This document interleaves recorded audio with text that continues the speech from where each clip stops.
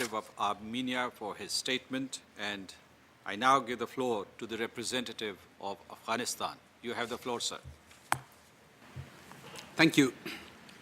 Mr. President, I would like to begin by congratulating you on Pakistan's assumption of the presidency of the Security Council, and also by expressing appreciation for convening today's important meeting, addressing an issue of special importance and relevance to my country, Afghanistan. I wish to take this opportunity to reiterate our condemnation of the terrorist attacks which took place in Quetta and Swat Valley, leaving more than 100 innocent people dead and many more wounded. These horrific incidents reaffirm that terrorism is still a formidable threat. That is why we all must redouble our efforts to defeat this menace. My delegation is pleased to know that the Security Council continues to give serious attention to the fight against terrorism. In May of last year, the Council held a high-level meeting on threat to international peace and security posed by terrorist acts.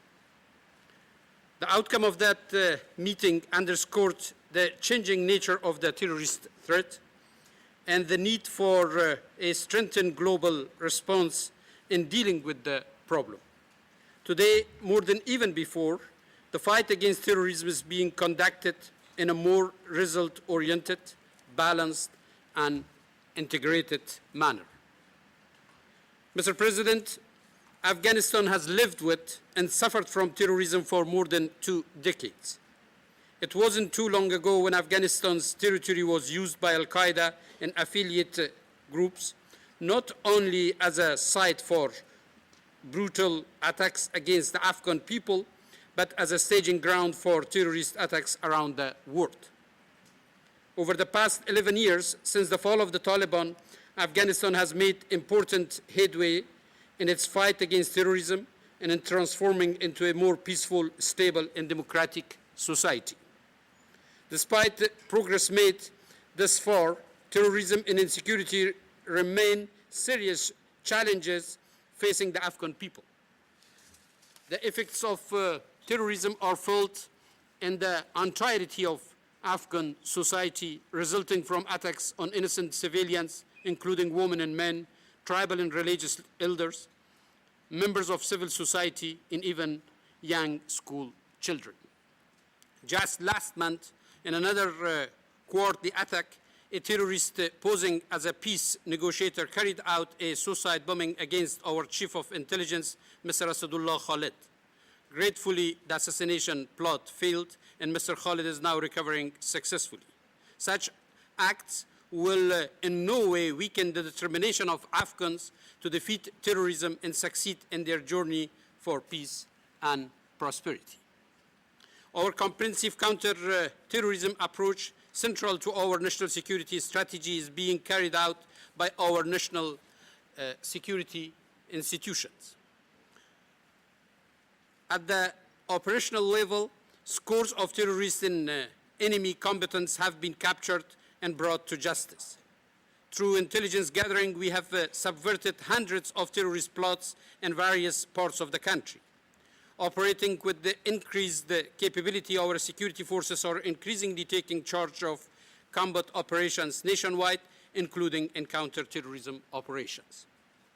Mr. President, insecurity and terrorism are not only a threat for Afghanistan, but for our wider region, which we hope will be dealt with fully and effectively within the framework of our joint efforts with regional partner countries. We therefore cannot overstate the importance of regional cooperation. Over the past year, we have escalated efforts to defeat terrorism, improve security, and ensure prosperity in our part of the world. To this effect, we are making important progress through bilateral, trilateral, and quadrilateral mechanisms, as well as through regional efforts such as the Istanbul process on regional security and cooperation for a secure and stable Afghanistan. With Pakistan, we have enhanced our cooperation in a number of areas, including counterterrorism efforts, in order to bring lasting peace, security, and stability to both our countries. Consistent with our struggle against terrorism, we attach high importance to the body of legal instruments concerning this problem. Afghanistan is party to 13 international counterterrorism conventions and protocols. In this regard, relevant ministries and governmental agencies are working closely towards implementation of national legislation. I would be remiss in failing to praise the important work being done by the counterterrorism subsidiary bodies of the Security Council, the 1267, 1989, 1373, and 1540 committees, respectively. Afghanistan has and will continue to present national reports in regards to implementation of the relevant Security Council resolutions. Mr. President, the role of the United Nations lies at the core of an effective fight against terrorism.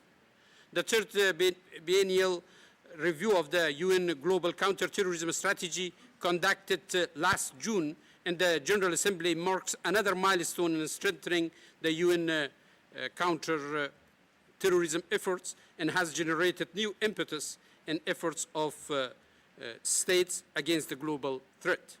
Furthermore, we believe greater synergy and coordination among the relevant UN bodies and agencies will enable our organization to enhance cooperation internationally and regionally as efficiently as possible.